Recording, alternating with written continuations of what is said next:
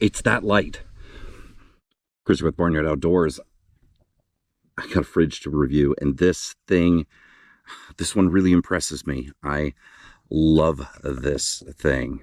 This was sent to me by ICECO, and this is the APL20 car refrigerator / freezer. It is a single zone unit, so it's either all freezer or all fridge. But look at this thing. Look at the styling on this. It is all aluminum. It's got that old school look. It's got extra protection on the corners. Everything here is aluminum all the way around the unit. It is beautifully made, and it is definitely a head turner when you pull this thing out at a campground. So right off the bat, let's go over some specs on this. I've got my cheat sheet here. So the first thing, if you notice at the beginning of this video, is I carried this out with one hand. This thing is incredibly lightweight. It weighs 22.8 pounds. That's empty, but 22.8 pounds, and that includes the compressor in this. And this has one of those ICECO, I'm not sure how you actually pronounce it, but it has the nano compressor, which means the compressor is a lot smaller and lighter weight, and it is still incredibly efficient. It's one of the things I love about this.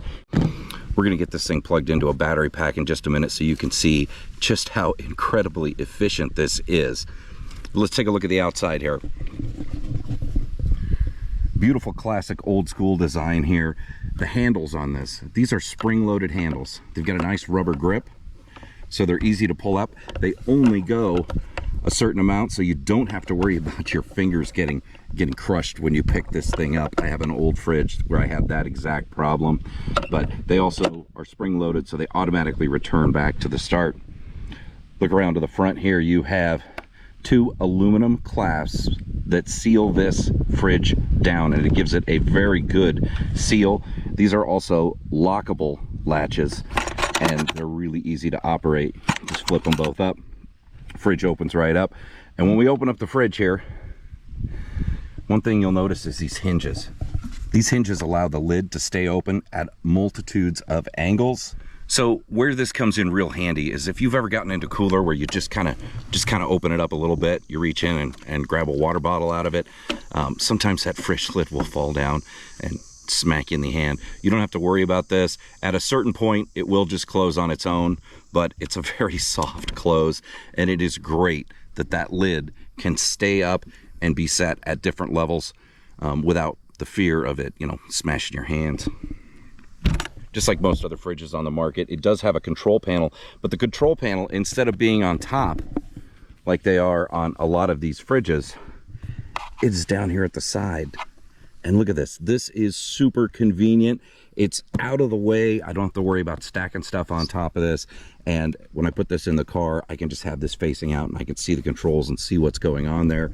Below that, of course, you've got your plug connection, where you can plug this in either to AC or 12 volt, and it does include both connectors. Today out here, we are going to be running this on 12 volts, and I'm testing out another power pack here. I might make a video or a comparison to some other things, but I've just got the Anker Solix 300 DC, so this is a DC only power unit, and it's small, it's portable, it's lightweight, and I believe it's 288 watt hours, so it's more than enough to run this fridge. And I've done some testing on it with this exact power pack.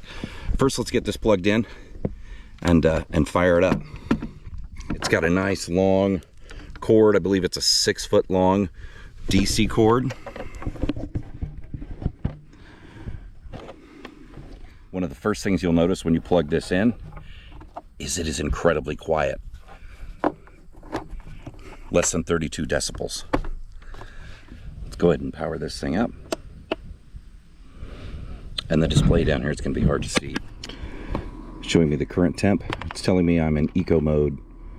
My battery protection is low, and my voltage is 13.1 volts. So this has the standard settings you find on most of these car fridges, where you can adjust whether eco or max mode, which is how much the compressor runs and how big of a temperature variation you're going to have between compressor runs. And then it's got battery protection, high, medium, and low, which is going to adjust the cutoff for the fridge based on the voltage. If I'm plugged into a battery pack that has DC regulation, it's usually not a problem. But if I'm running off a car battery and I want my car battery to be dead, I can set that to a higher limit so it doesn't discharge the car battery all the way. So one thing I did want to show you with this, and this is not a deal breaker, but it's something to think about when you're putting water bottles in a fridge like this. And I've got 3 different types here, because it seems like if you're using like an Aquafina bottle, that is too tall. That is too tall, and that water bottle will have to lay down. If I'm running something like this, this is a, let's see, which one do I have here?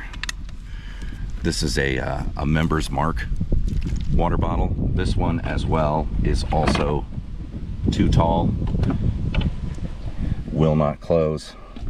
But then I found that if I use these, and this one I've been drinking out of course, this is a Kirkland water bottle. It's got a much thinner cap. If I put that in, I can close that up. It's still kind of borderline on it, but at least it's hitting the seal. But you can close it up if your water bottle's small enough. Okay, so this is cooling from roughly 71 degrees down. I've got it plugged into my Anker power pack, and I will take a screenshot of this so you can just kind of see, I mean, how efficient this thing is. It is crazy. 23 watts. 23 watts. That is crazy for a 12-volt draw for a portable fridge like this. Most of the ones that I've used are running 30 to 40. Some of the larger dual zones can easily get to 50 or 60 if you're running both zones. But the power efficiency on this is really impressive. I actually ran it off this small battery pack during some initial tests, and I got 41 hours of runtime out of this fridge off something that's under 300 watt hours of power. That is impressive for something this size, especially lightweight. I mean, it kind of hits everything, right? It's lightweight, it's durable, it's well built, and it's incredibly efficient with that nano compressor. It's so impressive. They state you can go from 77 degrees to 32 degrees in 11 minutes. And that compressor that's in it is warranted for 5 years. 5 years.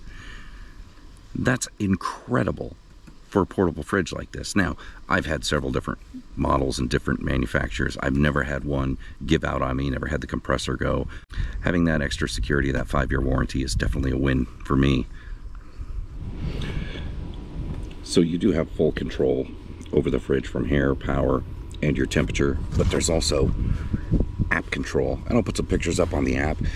Inside here, you've got, of course, your main temperature setting. There's an easy on-off button. There's a switch where you can switch between refrigerator and freezing, max cooling mode, and then under more settings, you can set your Fahrenheit or Celsius selection and your battery protection settings. Having that app control when you're at a campsite or you're in your vehicle and you need to check the status of your refrigerator is very convenient. Make sure it's running, adjusting the temperature, checking the temperature. All great to be able to do remotely just from your phone. So with the few weeks I've had for testing this thing out, I am incredibly impressed. I'm so impressed. This is the unit I'm taking out with me on a multi-day camp out I've got coming up here in the next week. And I'll make sure that I bring you along and show you how well this thing is working out, and also check the power consumption, because I'm going to be out there for a extended period of time. And I want to make sure that my battery pack's going to be able to handle it. I'll be taking a much larger battery pack with me just to make sure that it runs the whole time. Plus, I'll also have some solar panels if I need to do some recharging of things. So if you have any questions about this APL20 from ICECO, go ahead and put them in the comments below. I'll see what I can do to answer them. Go ahead and give this video a thumbs up if you like it, and remember to subscribe to my channel so you can see more of my adventures and more of my use of this exact cooler. I'll also put a link down below to this unit where you can order it directly from ICECO. I also have an affiliate link, so I appreciate it if you use that. And I believe I also have a coupon code, so save you some money on this unit. Highly recommend it, and I look forward to sharing this with you on my future adventures. Thanks everybody for watching.